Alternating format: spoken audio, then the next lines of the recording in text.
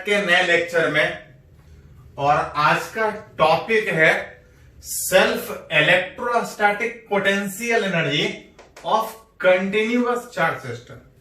याद कीजिए लास्ट वाले दो लेक्चर में चार्ज सिस्टम का छोटा छोटा बहुत सा चार्ज था, छोटा छोटा बहुत सा चार्ज था, उस चार्ज सिस्टम का अपने ही इलेक्ट्रिक फील्ड में एनर्जी निकाल रहा था।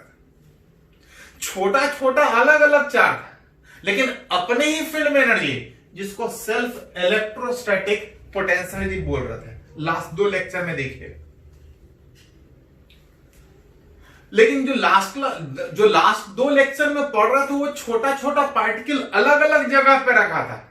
इस बार चार्ज अलग अलग जगह पे रखने के बजाय अगर किसी सिस्टम में चार्ज अगर कंटिन्यूअसली डिस्ट्रीब्यूटेड है, that is continuous charge system का रिलेट करना चाह रहा है कि अगर ये चार्ज अगर अपने ही फील्ड में, दूसरे के फील्ड में नहीं, दूसरे के फील्ड में रहता तब भी निकाल लेते हैं। अगर कोई चार्ज दूसरे के फील्ड में एनर्जी कितना होता है, Q/2।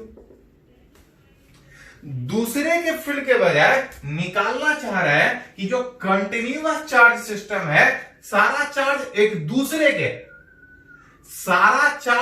दूसरे के बाहर से कोई इलेक्ट्रिक फील्ड नहीं है, अतः रिलेट करना चाह रहा है कि इस कंटिन्यूअस चार्ज का खुद के इलेक्ट्रिक फील्ड में होने के बाद इसका एनर्जी कितना है, that is self electrostatic potential.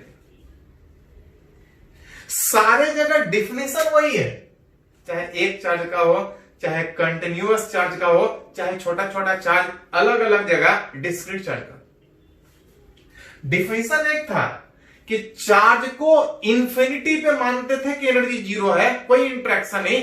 Infinity से पर्टिकुलर कॉन्फ़िगरेशन तक लाके रखने में जितना हमको वर्क करना पड़ेगा, वर्क डन। इस चार्ज को इस पोजीशन में लाके रखने में, इंफिनिटी से इस पोजीशन पे लाके रखने में जितना वर्क करना पड़ेगा वही सिस्टम का एनर्जी करता है। That is potential energy, self electrostatic potential. Discrete वाला में निकालते कैसे थे, तो तीन मेथड था, याद कीजिए। पहला एक करके निकालते थे कि चार्ज को लाने में कितना वर्क डन, थोड़ा लेंगे थे। दूसरा पेयर काउंट करते थे कि उस सिस्टम में छोटा छोटा कितना पेयर बन रहा है। यहां पे एक करके वर्क डन निकालना मुश्किल है, कंटिन्यूअस चार्ज है तो पेयर काउंट करना मुश्किल है। एक और मेथड था कि करते क्या थे कि उस सिस्टम में जो छोटा छोटा अलग अलग चार्ज था, सारे का एनर्जी दूसरे के फील्ड में निकालते थे। जो छोटा छोटा चार्ज दूसरे के फील्ड में रखा था, पहले छोटा छोटा का निकालते थे, जब टोटल निकालना होता था तो एक करके जोड़ लेते थे। जब डिस्क्रीट था, अलग अलग जगह पे था, तो सीधा जोड़ते थे, और जब कंटिन्यूअस होगा तो इंटीग्रेशन से जोड़ेंगे। समेशन का भी मतलब जोड़ना, इंटीग्रेशन का भी मतलब जोड़ना। लास्ट वाला मेथड में यह था कि उस सिस्टम में छोटा छोटा चार्ज जितना है, हमको टोटल एनर्जी चाहिए। टोटल निकालने के बजाय हर छोटा का अलग अलग निकालेंगे और टोटल निकालने में सबको जोड़ेंगे। लेकिन याद कीजिए ये मेथड नहीं था, ये शॉर्टकट था।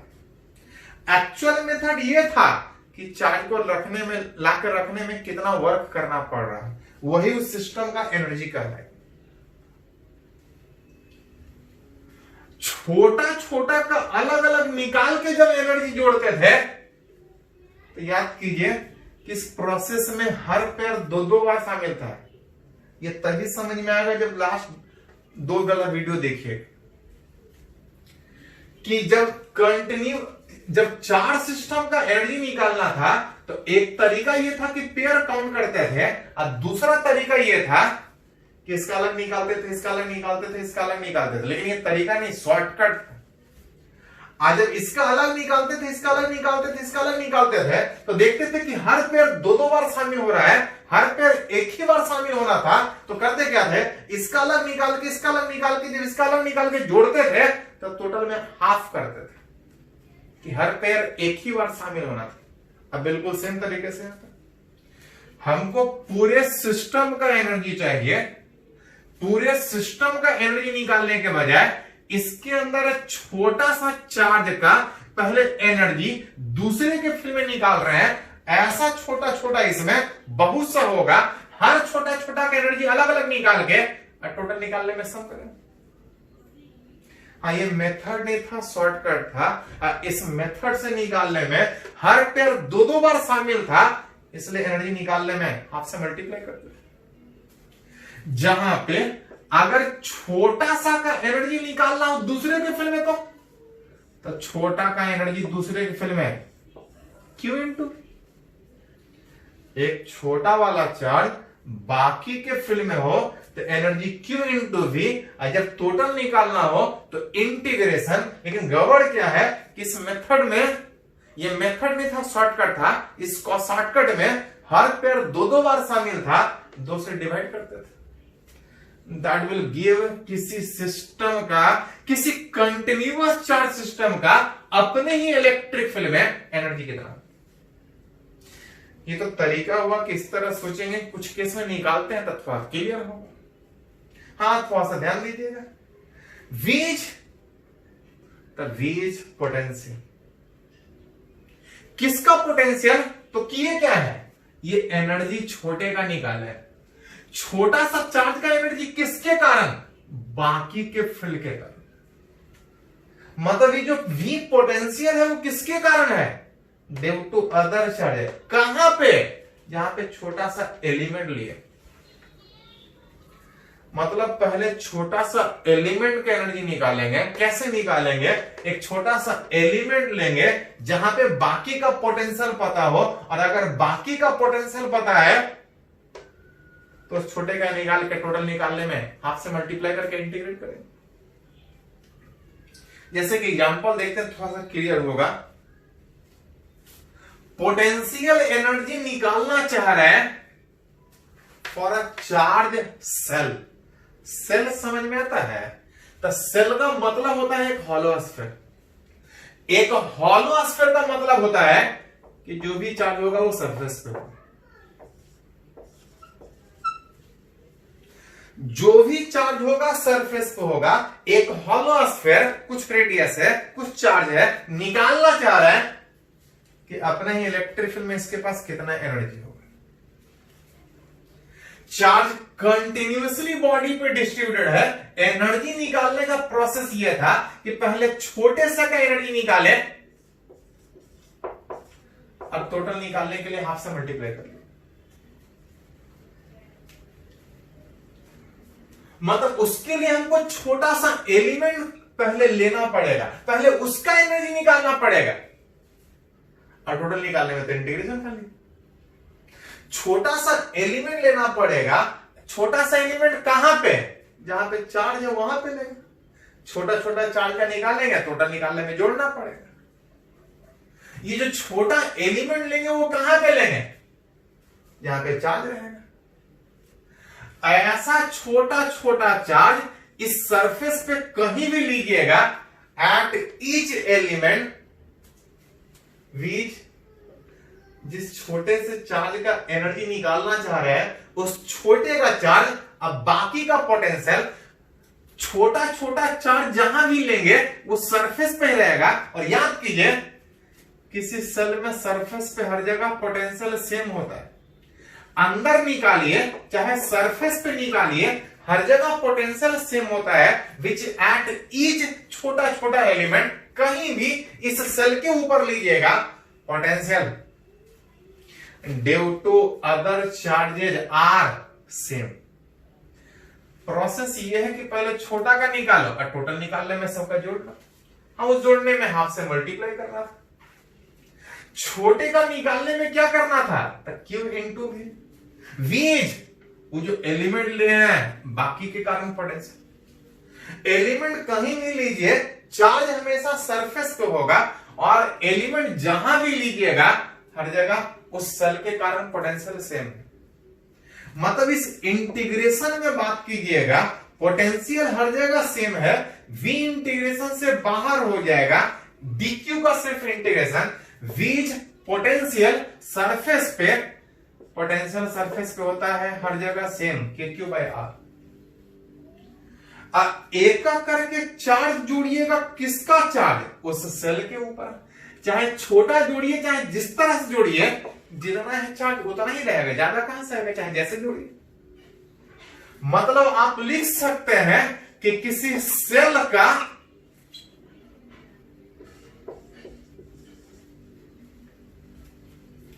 मतलब एक हॉलो स्फीयर, जो भी चार्ज वो कहां है? सरफेस पे है। किसी सेल का अपने ही इलेक्ट्रिक फील्ड में एनर्जी कितना है? KQ²/2R। ये हो गया इस सेल का अपने ही इलेक्ट्रिक फील्ड में एनर्जी। कभी कभी एक और क्वेश्चन पूछा जाता है कि चार्ज का ये जो एनर्जी है वो कहां है, आसमान में कि जमीन में, कहां है चार्ज का एनर्जी? तो ध्यान रखिएगा, किसी भी चार्ज का एनर्जी उसके फील्ड में होता है। चार्ज का एनर्जी इलेक्ट्रिक फील्ड में, मैग्नेट का एनर्जी मैग्नेटिक फील्ड में, अब मास का एनर्जी ग्रेविटेशन फील्ड में।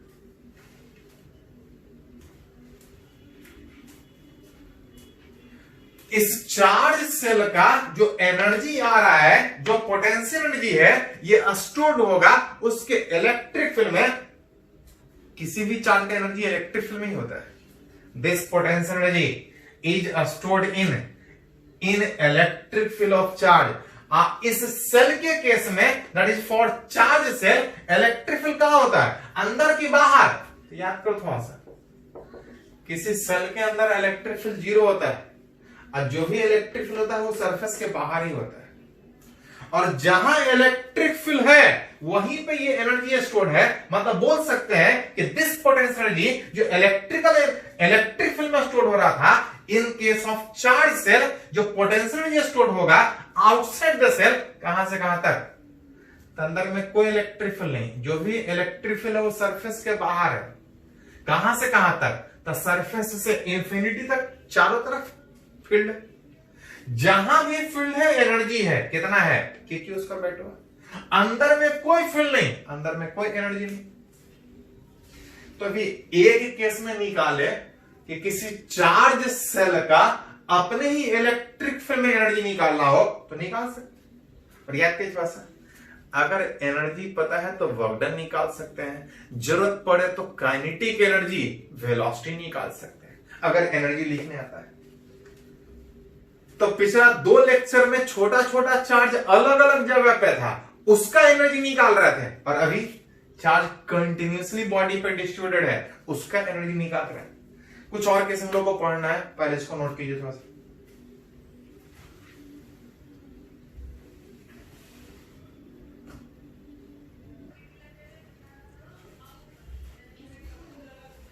तो अभी हम लोग निकाले कि एक चार्ज सेल मतलब जो भी चार्ज है सरफेस पे, अपने ही इलेक्ट्रिक फील्ड में, अपने ही एक दूसरे के इलेक्ट्रिक फील्ड में, इसके पास एनर्जी कितना? अब जो एनर्जी आ रहा था वो कितना आ रहा था? तो KQ²/2। ये जो एनर्जी था वो कहां था? इसके इलेक्ट्रिक फील्ड में। इलेक्ट्रिक फील्ड अंदर में 0 होने के कारण जो भी एनर्जी सेल का है वो अंदर स्टोर होने के बजाय चारों तरफ बाहर में स्टोर होगा, जहां पे इलेक्ट्रिक फील्ड है विच R=R से चारों तरफ, R=∞, चारों तरफ। इसी में एक और केस हम लोग निकालना चाह रहे हैं। इस बार बोल रहा है कि चार्ज सेल के बजाय अगर एक चार्ज सॉलिड स्फीयर, एक पूरा भरा हुआ चार्ज सॉलिड स्फीयर, कुछ चार्ज हो, कुछ रेडियस होगा, निकालना चाह रहे हैं कि इसका अपने ही इलेक्ट्रिक फील्ड में एनर्जी कितना होगा।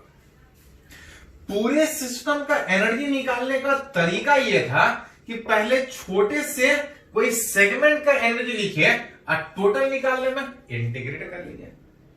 लेकिन ये मेथड नहीं होने के कारण हाफ से मल्टीप्लाई करना पड़ रहा, क्योंकि एक शॉर्टकट था। मेथड ये नहीं है कि छोटा छोटा का एनर्जी जोड़ के टोटल का जोड़ ले। मेथड ये था कि चार्ज को लाकर रखने में कितना वर्क करना पड़े। उस वर्क करने में प्रोसेस ये था कि पेयर काउंट करते थे। हर एक का एनर्जी अलग अलग लिख के जोड़ने में हर पेयर दो दो बार शामिल था, इसलिए हाफ से मल्टीप्लाई करना पड़ता था। पहले छोटे से सेगमेंट का हमको एनर्जी लिखना पड़ेगा और टोटल निकालना है, तो इस तरह से इंटीग्रेट करना पड़ेगा। उसके लिए पहले छोटा सा एलिमेंट लेना पड़ेगा। छोटा सा एलिमेंट ऐसा लेना पड़ेगा जिसका भी पता हो, क्योंकि एलिमेंट ऐसा लें जहां पे भी पता ही नहीं हो तो फिर एलिमेंट लेके फायदा ही नहीं है, क्योंकि उसी का एनर्जी नहीं लिख पाएगा। हमको टोटल का एनर्जी चाहिए, उसके लिए छोटा सा सेगमेंट चाहिए। छोटा सा सेगमेंट ऐसा चाहिए कि पहले उसका एनर्जी लिख सके और टोटल निकालना है तो इंटीग्रेट करने का प्रोसेस। छोटे का एनर्जी तब लिख पाइएगा जब उस चार्ज पे, उस एलिमेंट पे बाकी का पोटेंशियल पता हो। और याद कीजिए, एज इन सॉलिड स्फीयर जो एलिमेंट लेंगे वो वहां लेंगे जहां चार्ज है। चार्ज सॉलिड स्फीयर के अंदर है और अंदर वाले पॉइंट पे पोटेंशियल याद है। तो किसी भी चार्ज सॉलिड स्फीयर के अंदर पोटेंशियल अलग अलग जगह अलग अलग होता है। हॉलो रहता तो हर जगह सेम रहता, लेकिन चार्ज वाला में अलग अलग था। कितना था याद है? तो KQ/2RQ into 3R² minus R²। अलग अलग जगह पे पोटेंशियल अलग अलग होने के कारण आपको जो एलिमेंट लेना है वो ऐसा लेना है जिसका भी पता हो, भी सेम हो, कि छोटे का एनर्जी लिख सके और टोटल निकालना तो इंटीग्रेट करें। भी सेम तब होगा जब आर सेम होगा। मतलब हमको छोटा सा एलिमेंट ऐसा लेना पड़ेगा जिसका आर सेम होगा। आर सेम तब होगा जब चारों तरफ एक सेल के रूप में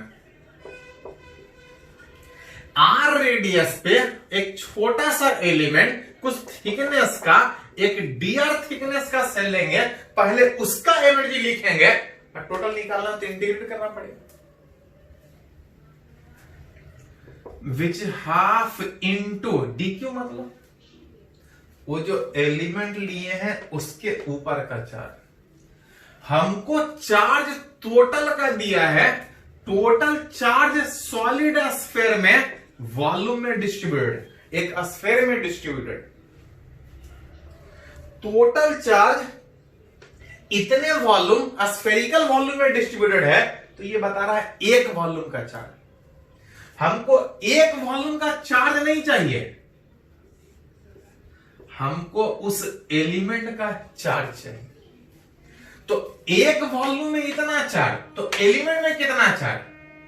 तो एलिमेंट का वॉल्यूम से मल्टीप्लाई कर दीजिए कि एक वॉल्यूम में इतना, तो एलिमेंट चारों तरफ लिए है। जो स्फीयर बना रहा था, एरिया होगा 4πr² इंटू थिकनेस।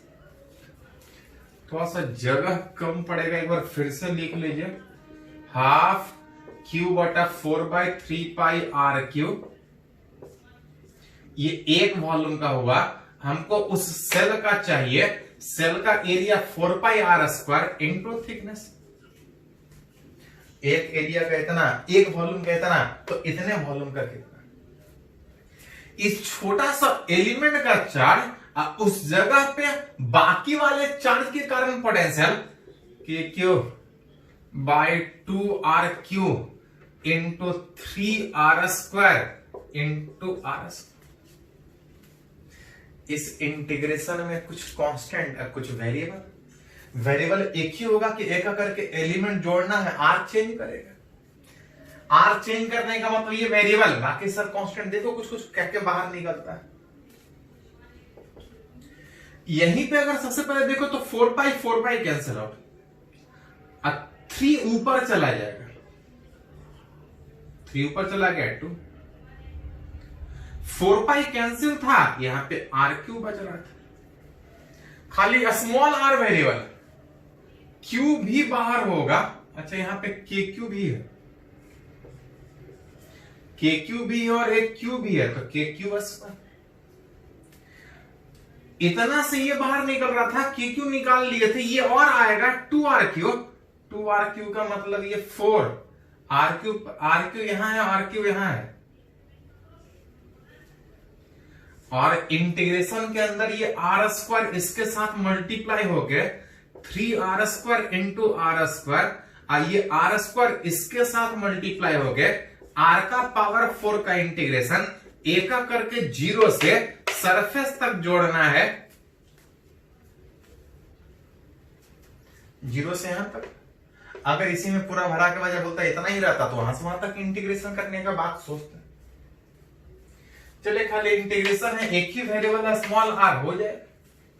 पूरे सिस्टम का जो पोटेंशियल एनर्जी आ रहा था, अगर गौर से देखो तो 3k² बाई 4r का पावर 6 बाहर, इंटीग्रेशन में 3r² कांस्टेंट बाहर ही रहेगा, r² का इंटीग्रेशन, r² का इंटीग्रेशन होता है r³ बाई 3। लोअर लिमिट पे 0 आने के कारण खाली अपर लिमिट पे आएगा, हम सीधा सीधा लिमिट भी बैठा देते हैं।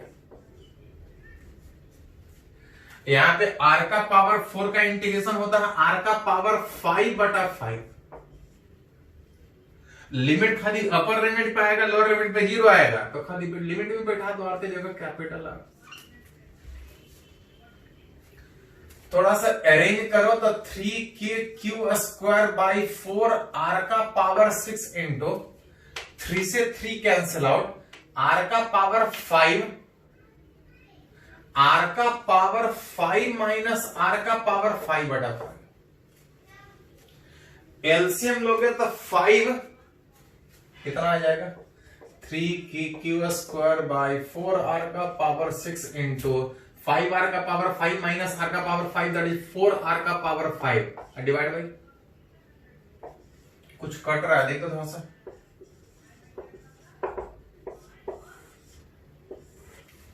कुछ बच भी रहा है। 4 कैंसिल आउट, r का पावर 5 कैंसिल आउट, जो एनर्जी बच रहा है, एक चार्ज सॉलिड स्फीयर, बाहर से कोई फील्ड नहीं है, अपने ही इलेक्ट्रिक फील्ड में रहने का बात है, अपने ही इलेक्ट्रिक फील्ड में इसके पास कुछ एनर्जी है, सेल्फ इलेक्ट्रोस्टैटिक पोटेंशियल कितना, 3k² बाई 5r।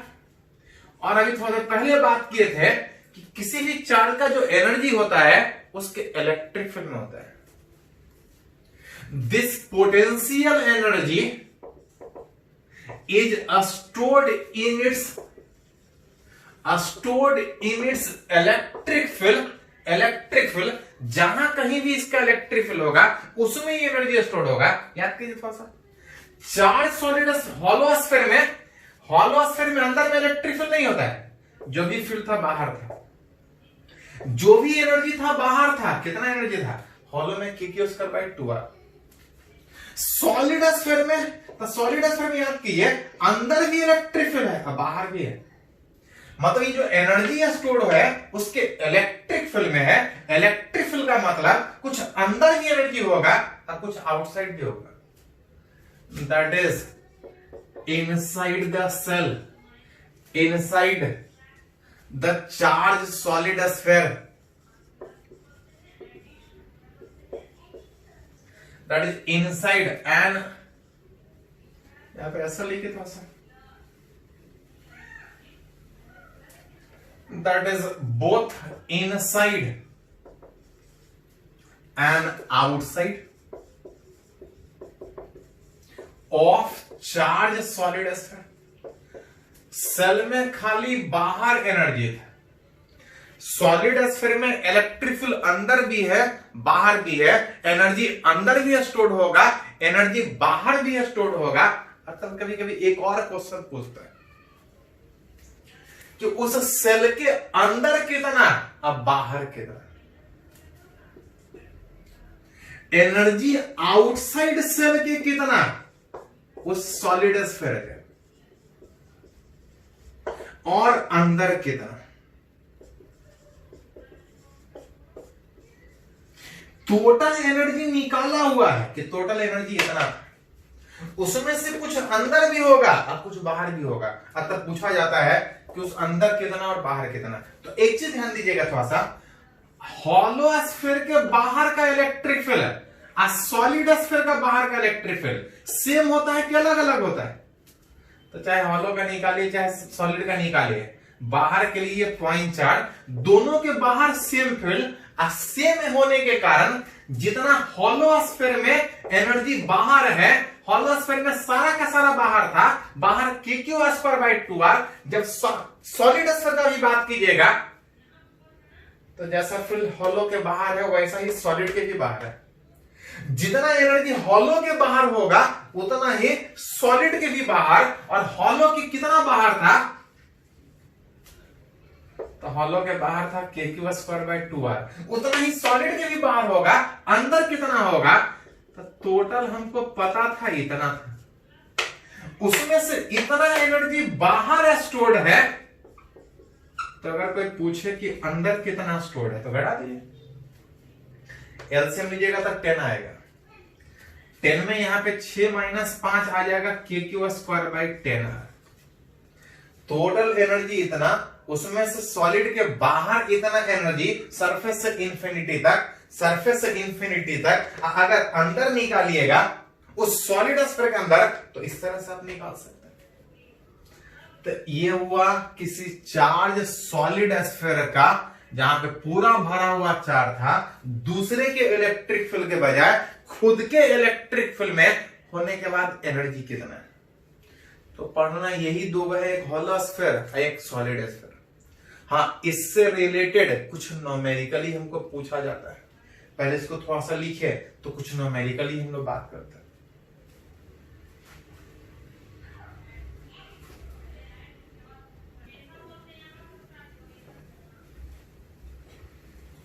तो सीखे हम लोग कि किसी हॉलो चार्ज सेल किसी सॉलिड स्फीयर का अपने ही इलेक्ट्रिक फील्ड में होने के बाद उसके पास एनर्जी कितना है।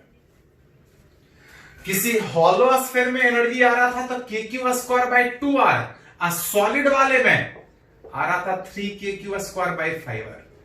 इसमें जो भी एनर्जी था बाहर था, इसमें जो भी एनर्जी था अंदर भी था बाहर। बाहर दोनों का फील्ड सेम होने के कारण जितना इसके बाहर एनर्जी था उतना ही इसके बाहर था, और टोटल इतना में बाकी बचा हुआ अंदर निकाल सकते हैं, जो कि आ रहा था Q²/10। तो अंदर निकालना हो बाहर निकालना हो जहां निकालना हो उस तरह से निकाल सकते हैं। उसी से रिलेटेड कुछ न्यूमेरिकल जिसको पूछा जा सकता है, यह पूछा गया। अभी एक हॉलो स्फीयर एक सॉलिड स्फीयर एक ही सिस्टम का बात हो रहा था, अब यहां पे बोल रहा है कि ऐसा सा एक सिस्टम नहीं, एक से ज्यादा सिस्टम है। जहां पे पहला केस में मान रहे हैं कि किसी सिस्टम में एक हॉलो स्फीयर एक चार्ज सॉलिड स्फीयर, थोड़ा पता चले इसके लिए भी सब कुछ अलग अलग मानेंगे कि कहां पे कौन जा रहा है। एक हॉलो सेल एक चार्ज सॉलिड स्फीयर एक दूसरे से अगर R सेपरेशन पे रखा है, अब तब निकालना चाह रहा है कि इस सिस्टम का टोटल एनर्जी कितना। बाहर से कोई इलेक्ट्रिक फील्ड नहीं है, एक दूसरे के इलेक्ट्रिक फील्ड होने के बाद इसके पास एनर्जी कितना होगा। अच्छा, अगर ये नहीं रहता तो क्या इसके पास एनर्जी होता? कहां पढ़े, कोई एक हॉलो स्फीयर आसपास कोई नहीं भी है तब भी उसका उस सेल का एक अपना एनर्जी होगा। अगर ये खाली अकेला होता तो इसके पास इसका अपना होता। अच्छा, अगर ये नहीं खाली अगर ये होता तो तभी इसके पास भी होता। मतलब ये अकेला होता तब भी होता, ये अकेला होता तब भी होता। अगर दोनों साथ साथ रखा तो अपना जो है वो तो है ही है। एक दूसरे के फील्ड में होने के बाद इसके पास अपना जो है तो है ही है।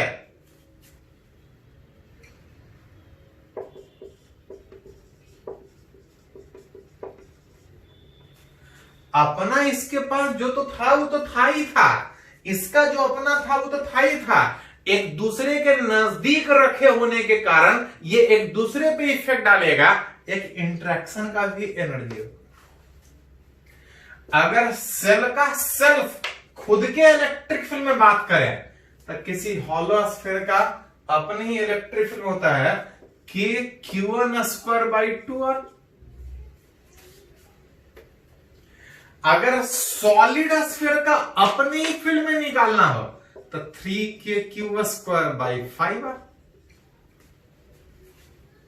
ये तो अपना अपना अकेला अकेला रहता, तब एक दूसरे के फील्ड में है तो एक दूसरे पे एक्स्ट्रा में इफेक्ट डालेगा, इंटरेक्शन का एनर्जी अलग होगा।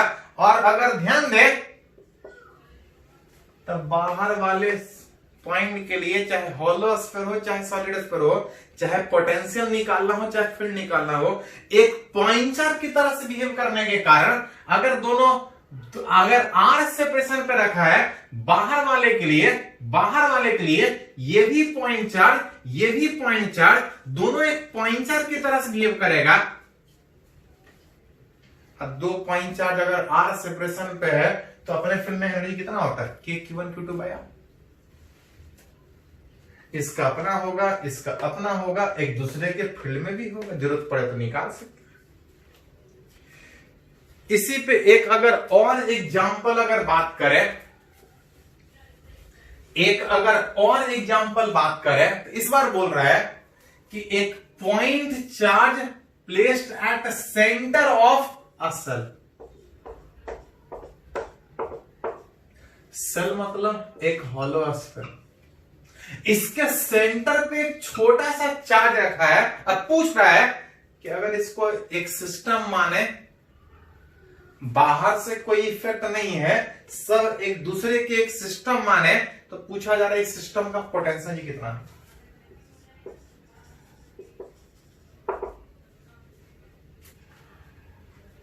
जैसा यहां पे एक करके सोचे हैं उसी तरह से यहां अगर Q का बात कीजिएगा तो Q का अपना सेल्फ एनर्जी होगा, इस सेल का बात कीजिएगा तो उसका भी एक सेल्फ अपने ही फील्ड में होगा।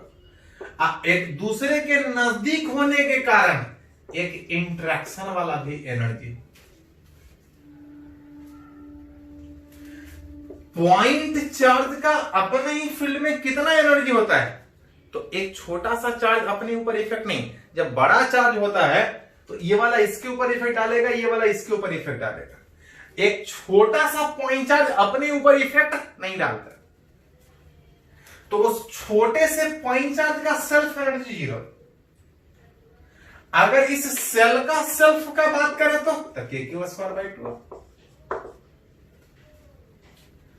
अगर एक दूसरे के फील्ड में निकालना हो तो इंटरेक्शन वाला, तो या तो इसके कारण इस पे निकाल लीजिए या तो इसके कारण इस पे निकाल लीजिए। जैसे याद कीजिए जब दो छोटा छोटा इंटरेक्शन में निकालते थे तो एक पेयर का Q1 Q2 R आता था, मन करे तो इसके ऊपर इसका निकाल लीजिए या इसके ऊपर इसका एनर्जी निकाले, सब एक ही है। विच इंटरेक्शन में इसके कारण इस पे एनर्जी निकाल लीजिए या तो इस पे इसके कारण इस पे निकाल लीजिए। अगर इसके ऊपर अगर इसके कारण निकाले तो अगर ये चार्ज इसके फील्ड में है तो याद कीजिए जब कोई चार्ज दूसरे के फील्ड में होता है तो एनर्जी होता है Q इंटू, या तो इसके ऊपर इसके कारण निकालिए या तो इसके ऊपर इसके कारण निकालिए, जो आसान बुझा वो कर लीजिए। सेल का अपने फील्ड में एनर्जी था Q² 2R, सेल का अपने फील्ड में एनर्जी था Q² 2R। आज जब इंटरेक्शन का निकाल रहे थे तो इसके ऊपर इसका फील्ड का निकाल रहे थे, अगर इसके ऊपर अगर इसके कारण निकालिएगा तो इसके कारण अंदर में हर जगह पोटेंशियल सेम होता है। इसके ऊपर सबका पोटेंशियल सेम होता है, कितना होता है Q R। ओवरऑल उस पूरे सिस्टम का एनर्जी लिख सकते हैं इस तरह से। हाँ, इसमें कभी कभी क्वेश्चन पूछा जाता है work done by external force in increasing the radius from 2r से 2r। कभी कभी क्वेश्चन पूछा जाएगा कि सिस्टम का तो एनर्जी आपको लिखने आता है, पूछा जाएगा कि अगर साइज जो अभी r है, अगर इस रेडियस r को हटा के, रेडियस r को बढ़ा के अगर 2r कर दे, मतलब सेल का साइज बढ़ा दे, तो पूछ रहा उस प्रोसेस में वर्क डन कितना होगा। याद कीजिए, पढ़े हैं कि अगर किसी सिस्टम का एनर्जी लिखने आता है, मतलब वर्क डन भी निकालने आता है। सिस्टम का एनर्जी लिखने आता है, मतलब वर्क डन निकालने आता है। वर्क डन दो तरह का था, एक एक्सटर्नल, एक इलेक्ट्रिकल। अगर एक्सटर्नल का बात करें तो इंक्रीज इन पोटेंशियल, अगर इंटरनल का बात करते हैं, दैट इज इलेक्ट्रिकल का बात करते हैं, तो डिक्रीज, प्लस माइनस खाली फर्क पड़ेगा। इंक्रीज मतलब फाइनल ज्यादा, इनिशियल का। फाइनल का मतलब कुछ नहीं, जहां जहां आर है वहां पे खाली 2r, विच के क्यू स्क्वायर बाई 2r के जगह पे 2r प्लस के क्यू क्यू बाई 2r। ये था फाइनल एनर्जी। इनिशियल का जब आप बात कीजिएगा, इनिशियल का जब आप बात कीजिएगा तो खाली आर रेडियस, विच के Q square by 2r plus के क्यू क्यू बाई r। ये पहले वाला एनर्जी, ये बाद का एनर्जी, दोनों को घटा दीजिए, एनर्जी डिफरेंस निकलेगा। एनर्जी डिफरेंस कितना होगा, वही वर्क डन के बराबर होगा। तो जैसा पूछा जाए, खाली ये है तो खाली इसका सोचेंगे, खाली ये है तो खाली इसका सोचेंगे, साथ में फील्ड में एक दूसरे के रखा है तो एक इंटरेक्शन सोचना पड़ेगा। पहला में तो कोई कंफ्यूजन नहीं, दूसरा में कोई कंफ्यूजन नहीं। इंटरेक्शन में या तो इसके कारण इस पे निकालिए, या तो इसके कारण इस पे निकालिए, एक पेयर काउंट कीजिए। चलिए इसको नोट कीजिए पहले।